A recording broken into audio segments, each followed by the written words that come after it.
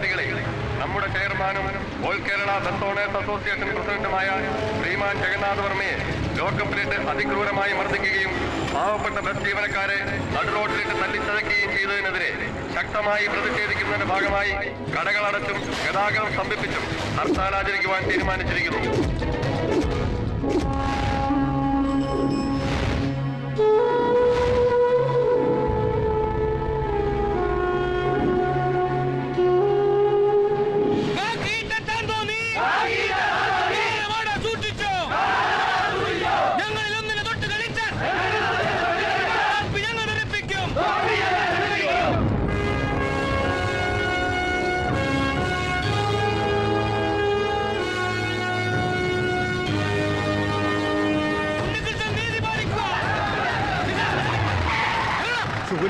Medical കോളേജിലേക്ക് ഏത് പള്ളിപ്പറമ്പിലേക്കാണെങ്കിലും നിന്റെ പേരെ കൂടെ നനമില്ല.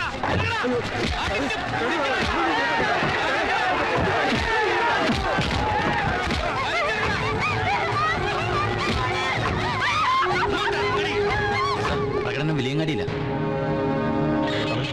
പോലീസ് തീരുമാനിക്കുക. Half the battalion ASI follow me. The rest can stay.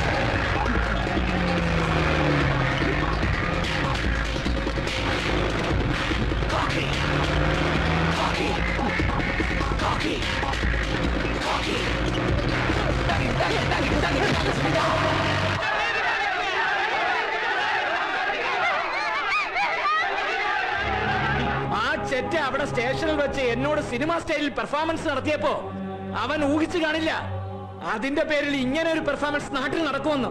നമ്മുടെ പയ്യന്മാരെ നന്നായി ഇളകി കളിച്ചിട്ടുണ്ട്. ഇതെന്തായാലും ചെയർമാന്റെ പൊളിറ്റിക്കൽ ഇമേജിന് ഗുണം ചെയ്യും. പൊളിറ്റിക്കൽ ഇമേജ് ഒക്കെ ഈ പത്മിനിയുടെ ഇല്ലെങ്കിൽ കാണാമായിരുന്നു. ഞാൻ നേരിട്ട് DGP വിളിച്ചുകൊണ്ടാ ഇദ്ദേഹം ഇങ്ങോട്ട് ഇറങ്ങി പോന്നത്. ആ കാക്കിയുടെ താന്തോന്നി കാണിച്ച അഹങ്കാരത്തിന് വെച്ചേക്കരുതവനെ. ഇങ്ങനെ കൊണ്ട് പറ്റില്ലെങ്കിൽ എന്തിനു പോകുന്ന ആമ്പിള്ളേർ എന്റെ അടുത്തുണ്ട്. നീ ഒന്ന് അടങ്ങന്റെ പത്മിനി. അവന് വേണ്ടത് എന്താണെന്ന് വെച്ചാ അത് അതിന്റെ പലിശയും കൂട്ടുപലിശയും ചേർത്ത് നമ്മുടെ പൗലോസും പിള്ളേരും കൂടി വേണ്ട പോലെ ഇപ്പൊ തന്നെ കൊടുത്തു.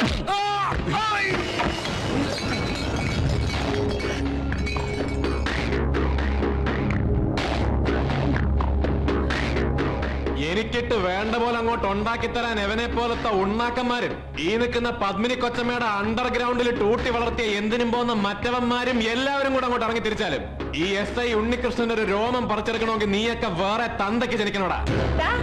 ഇതിയാനെ തല്ലിതം പോരാഞ്ഞിട്ട് പിന്നെ ഇവിടെ കയറി വന്ന ആളാവ നിന്നാലുണ്ടല്ലോ ഈ പത്മിനി ആയാലും നിനക്ക് ശരിക്കറിയില്ല. ഈ പത്മിനി കൊച്ചമ്മ ആരാണെന്ന് ഈ കൊച്ചേട്ടൻ അറിയില്ല എന്ന കാര്യം എനിക്ക് നന്നായിട്ട് മനസ്സിലായി. കാരണം റൂട്ടിലോടുന്ന 18 വണ്ടി ഉണ്ടെന്നാണ് ഇയാൾ സ്റ്റേഷനിൽ കയറി ഒന്ന് വീമ്പിളക്കിയത്. 18 അല്ല, ഈ വോൾവോ അടക്കം 19 വണ്ടി റൂട്ടിലോടി കളക്ഷൻ ഉണ്ടാക്കുന്ന കാര്യം നാട്ടുകാർക്കൊക്കെ നന്നായിട്ട് അറിയാൻ ചേച്ചി. കുടുംബത്തിൽ കയറി വന്ന് പോക്കിരുത്തരം പറഞ്ഞാലുണ്ടല്ലോ. പോക്കിരുത്തരം പറയാനല്ലടാ, കാണിക്കാൻ വന്നാ ഞാൻ.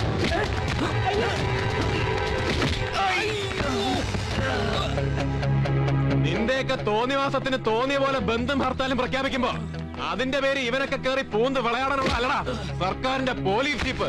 അതിന്റെ കണക്ക് ഇവിടെ കയറി വന്ന് അപ്പ തീർത്തില്ലെങ്കിൽ പിന്നെ ഈ മീശയും കളഞ്ഞ് കൊച്ചമ്മ പറഞ്ഞ എന്തിനും പോകുന്ന ആൺപിള്ളേരിൽ ഒരാളായി ആ പണിയെടുത്ത് ജീവിക്കും ഞാൻ.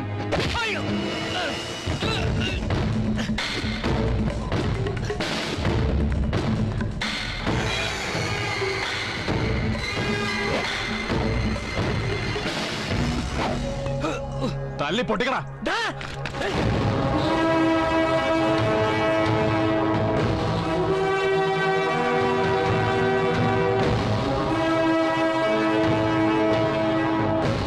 തല്ലി പൊട്ടിക്കടാ പൊലയാടി മോനെ.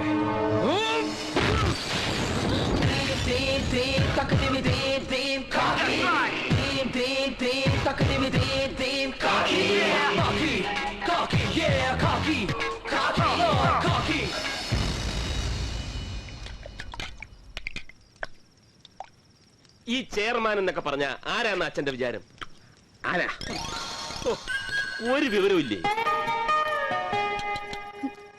വലിയ വലിയ ആൾക്കാരാ, മനസ്സിലായോ? ഈ ആൾക്കാരെന്ന് പറയുമ്പോ ചെയർമാൻ ഒരാളല്ലേ? ഉപ്പിത്തിരി കൂടിയോ എന്ന് സംശയം. ഉപ്പ് മാത്രമല്ല, ഇവിടെ മൊത്തത്തിൽ ഇപ്പൊ ഇച്ചിരി കൂടി കിടക്കുക പോക്കൃത്തരം. അയാളെ സ്റ്റേഷനിൽ വെച്ച് തല്ലിയും പോരാഞ്ഞ് പിന്നെ കുടുംബത്ത് കയറിച്ചാൻ തല്ലിപ്പൊട്ടിക്കുക. ഇതിന് പോക്കൃത്തരം എന്നല്ല എന്താ പറയാ? പോകരുതെന്നല്ല എന്താ പറയാ? മുളകത്തിലൂടെ ആവാൻ തോന്നുന്നു. എനിക്ക് ഉണ്ണി കാണിച്ചത് വലിയ പോക്കരുത്തരായിട്ടൊന്നും തോന്നണില്ല. അയാൾ അവിടെ കയറി ഒന്ന് അച്ഛനെ പറഞ്ഞ പിന്നെ കയ്യും കെട്ടി നോക്കി നിൽക്കണോ? കൈയും കെട്ടി നോക്കി നിൽക്കണം. കൊമ്പത്തുള്ളവന്മാര് കയറി വന്ന് തന്തയ്ക്ക് വിളിച്ചാലും കൈയും കെട്ടി നോക്കി നിൽക്കണം. അതാണ് ബുദ്ധിയുള്ള പോലീസുകാർ കാണിക്കേണ്ട മര്യാദ. അത് ഏട്ടന്റെ കാഴ്ചപ്പാട്, ഇതെന്റെ കാഴ്ചപ്പാട്. എടാ 10-17 കൊല്ലം മുമ്പ് പുത്തൻ യൂണിഫോം ഇട്ട് നിന്റെ ഇതേ കാഴ്ചപ്പാടും വെച്ച് ഞാൻ ഇറങ്ങിയതാ ഒരുത്തനെ നന്നാക്കാൻ അങ്ങാടിയിലേക്ക്. പക്ഷെ അതിന്റെ പേരിൽ എനിക്ക് കിട്ടിയത് വെറും ഒരു പാടാ, മുറിപ്പാട്. ദാ കണ്ടാ ഇപ്പുറത്താ, ദാ കണ്ടാ, ദാ കണ്ടാ, ദാ കണ്ടാടി. എല്ലാരും കാണാനാ ഞാൻ പറയുന്നത്. അന്നവൻ ഗുണ്ടയായിരുന്നു, ഇന്നവനൊരു മന്ത്രിയുടെ പ്രൈവറ്റ് സെക്രട്ടറിയാ, PA. അവസാനം നമുക്കെന്താ ബാക്കിയായത്? ഈ പാടും പിന്നെ കുറെ കഷ്ടപ്പാടും.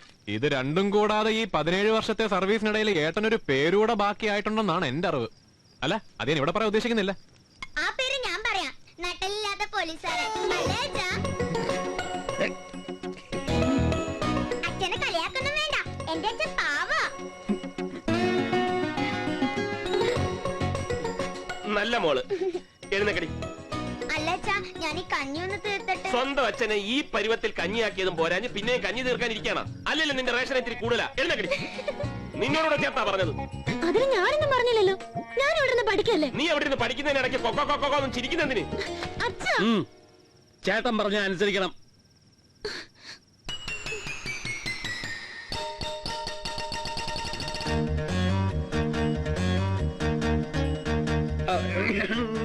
മോളെ, കടി എവിടെ ഇരിക്കുന്നേ? അച്ഛാ, നിങ്ങൾ ഇതിനിടയിൽ നിന്ന് കടുവറക്കാൻ തുടങ്ങിയിട്ട് കുറെ നേരമായി.